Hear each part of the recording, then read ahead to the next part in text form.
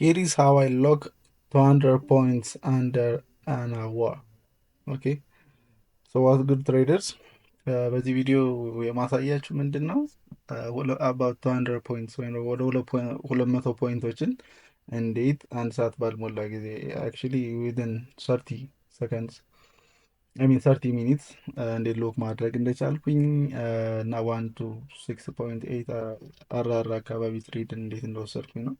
ሶ ቤዚካሊ ኢንትሬ ላይ መግቢያ ላይ እንደምታዩት ቮይስ ኦቨር ነው እየሰራው ያለሁት ቢካዝ አይ ዋዝንት ሪከርዲንግ ማይ ቮይስ ዲዩሪንግ ዲ ትሬድ። ሶ ምንድን ነው ማይ ኢንትሪ ዋዝ አክቹሊ 30 ሰከንድ ላይ ነበረ ቢካዝ 1 ሚኒት ላይ ነው ቤዚካሊ ብዙ ጊዜ ትሬዶችን የሚወስደው ግን 1 ሚኒት ቻርት ላይ በዚህኛው ኬዝ ክሊር የሆነ ዲስፕሌስመንት አላሳየኝም ነበረ። ሶ ኢንዲኬሽን ስላልነበረ ሪፋይን አደረግኩም ማለት ነው ወደ 30 ሰከንድ ቻርት። ሶ 30 ሰከንድ ቻርት ላይ የመጀመሪያው እንደምታዩት ሊኩዲቲ ቴክ ያደረገ ቢፊ አፕክሎዝ ካንድል ነበረ። እሱ በዲስፕሌስመንት ዲስሪስፔክትድ ነው። በዳውን ክሎዝ ሲዘጋ እዛ ወዝ ማይ ሲኤስዲ ማለት ነው ቼንጅ ስቴት ኦፍ ደሊቨሪ ነበር። ሶ ከሱ እንደገና ፕራይስ ሪጀክት ሲያደርግ አየውኝና መልቲፕል ሪጀክሽን እያየኝ ስለነበር እንደገና ዋዝ ክሪኤቲንግ ሎወር ሎስ ራይት። ሶ ኢንተሬን እሱ ጋር ያደረግኩኝ ስቶፕ ሎስ አት ስዊንግ ሃይ ማለት ነው ራይት። ሶ እነሱን ካደረግኩኝ በኋላ ቢካዝ ፕራይስ ዋዝ ፕሪ ማርኬት ኦፕን ላይ ስለሆንኩኝ ስቲል ከ925 በኋላ 927 935 አካባቢ ማኒፑሌቲቭ ካንድሎች ሊኖሩ ስለሚችሉ ስቶፕ ሎሴን ሳልነካካ መጠበቅ ነበረብኝ። አይከን አክቹሊ ሞስት ኦፍ ታይም ምንድነው የማደርገው 50% ኦፍ ኤቲኤም ካንድል ወይም ደግሞ የሬንጁ 50% ላይ ፓርሺያል ወስድ ነበር። በዚህኛው ኬዝ ግን ያው ፕራይስ ሞር ዳምፕ ይኖራል ብዬ ኤክስፔክት እያደረግኩኝ ስለነበር ፉል ቲፒ ሂት እስኪያደርግ ድረስ እየጠበቅኩት ነበር ማለት ነው ራይት። ሶ እንደምታዩት ፕራይስ ማርክ ያደረግኩትን ፌር ቫሊ ጋፕ ታፕ አድርጎ ወደ ታች ዲስፕሌስ ማድረጉን ቀጠለ። ዋዝ ሪስፔክቲንግ ቤሪሽ ፒዲአርኤስ ኤንድ ዲስሪስፔክቲንግ ቡሊሽ ዋንስ ራይት። ሶ ዛት ዋዝ አናዘር ኮንፊርሜሽን። ከዛ እዚህ ጋር እንደምታዩት ላይክ አራውንድ 50% ኦፍ ሬንጅ ከደረሰ በኋላ ፕላስ ማኒፑሌሽን ታይም ላይ እየደረስን ስለነበረ ኢንቨርሽን ፌር ቫሊ ጋፑን ታፕ አድርጎ ወደ ላይ ሪትሬስ ማድረግ ጀመረ ማለት ነው። አሲከንሲ ስክሪን ላይ እንደምታዩት ቢፊ ካንድልስ እየመጡ ነው ምናምን የሚል ራይት አድርጌ ነበር ማለት ነው ራይት። ሶ አሱናስ ያንን ጽፌ እንደጨረስኩኝ ምንድን ነው ቢፊ የሆኑ ካንድሎች ትልልቅ ካንድሎች ፎርም ማድረግ ጀመሩ። ጥንቆላ አይደለም፣ ሌላ ነገር አይደለም። ጀስት ኖዊንግ ዮር ክራፍት ራይት።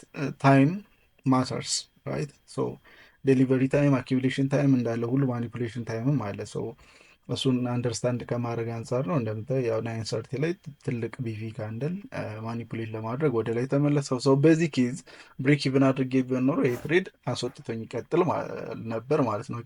ብሬክ ኢቭን ማድረግ ከሆነ መጀመሪያ ፓርሻል ወስዳለሁ፣ ያለዛ ፉል ቲፒ ሂት እስኪያደርግ ከጠበኩኝ ስቶፕ ሎሴን አልነካካም ማለት ነው።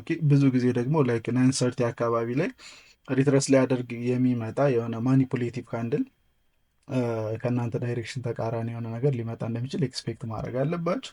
ኤንደን ፕራይስ ፕሪቪየስ ፌር ቫሊ ጋፑን ታፕ ካደረገ በኋላ ሪቪዚት ካደረገ በኋላ ዲስፕለስ አደረገና አናዘር ፌር ቫሊ ጋፕ ክሬትድ አደረገልን። ዲስፕሌስመንት ክሬት ተደርጓል። ሶ አያደድ አናዘር ፖዚሽን ማለት ነው እዛ ፌር ቫሊ ጋፕ ላይ ራይት።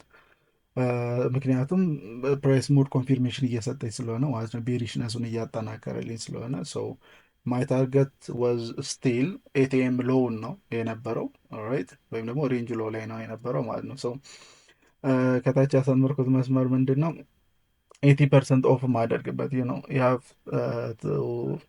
ፔይ ዮርሰልፍ ኦልዌይስ ማለት ነው። የሆነ ፓርሻል መውሰድ አለባችሁ ሁልጊዜ።